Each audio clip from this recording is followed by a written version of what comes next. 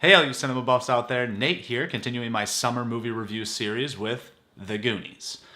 So The Goonies doesn't really need any introduction, I don't think. I think this is held so dear to so many people from their childhood, and it's just such a classic. But admittedly, right now, I'm going to say off the bat, I don't really remember watching this as a kid. It wasn't a huge part of my childhood, so I came into this with fairly fresh eyes. I'm always like, yeah, I watched it when I was a kid. Yeah, I watched it, when I was at a friend's house or whatever, but I don't remember anything. It doesn't really stick with me. So when I watched this, there were scenes that I didn't really even remember existed at all. So this was an incredibly fun experience. So I'm going to get into some reasons here why I think it is regarded as such a classic and held in such high regard as being one of the greatest children's adventure movies of all time. And I definitely can see why. First of all, the cast. These kids were perfectly cast. They all have personalities of their own. You care about them all. You actually believe that they are all best friends and they know each other this well.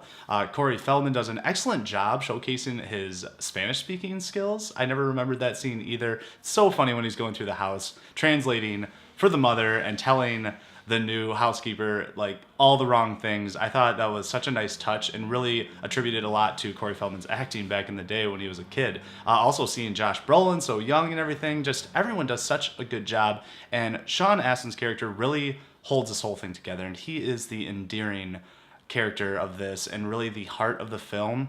And there's a certain point where he's sort of staring off into space and telling the story that his father used to tell him going to bed about pirates and adventures. And this whole monologue goes on for a pretty long time. And once again, just such good acting from these kids. There is a certain point where a girl says, geez, I feel like I'm babysitting and I'm not even getting paid. And I feel like that's sort of how the audience feels sometimes. These kids are unhinged, there's no parents around, they're on an adventure, and it does feel like you're kind of babysitting these kids, but in a very positive way. They are such funny, entertaining kids. And funny also goes along with this movie because it is quite funny on quite an adult level. Back then, you could get away with a lot more with a PG rating. So there's quite a few curse words in this, quite a few sexual innuendos, and potty humor, things like that.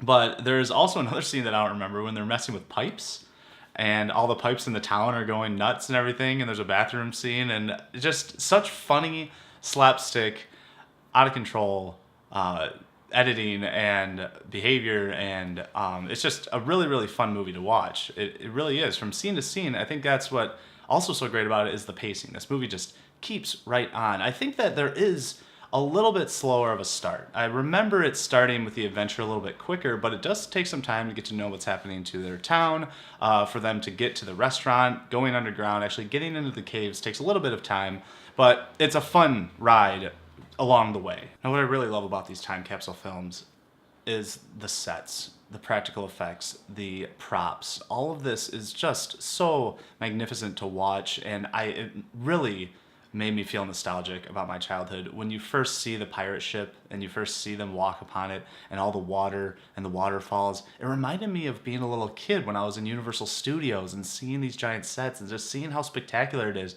and seeing the practical effects still are so incredibly effective. I really think that movies today are very bogged down, especially for kids.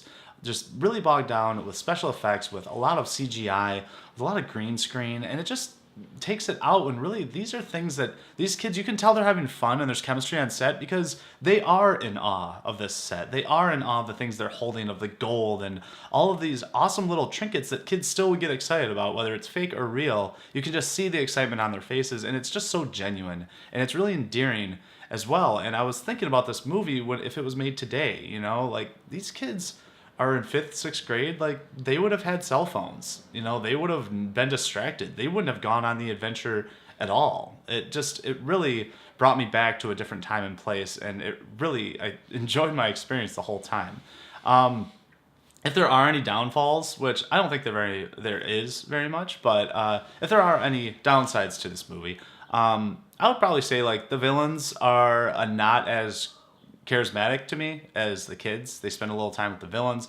Also, the ending, I think the pirate ship goes on a little too long, just slightly, a little too long.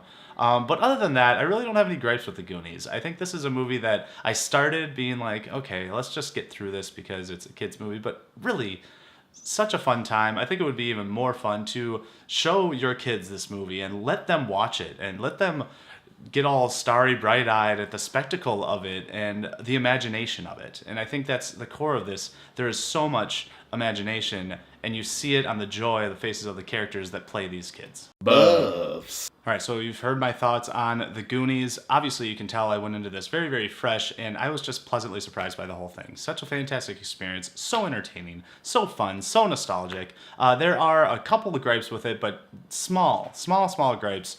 This will return as a classic for me in the summertime, and I'm going to give it a 9 out of 10. The Goonies, all the credit it gets, it deserves. Buffs. Alright guys, so that's my review of Goonies. What do you guys think of the movie Goonies? What do you guys think of summer movies in general? Do you have any that you'd like me to review? There's still plenty of summer left, so I'm going to do a few more of these.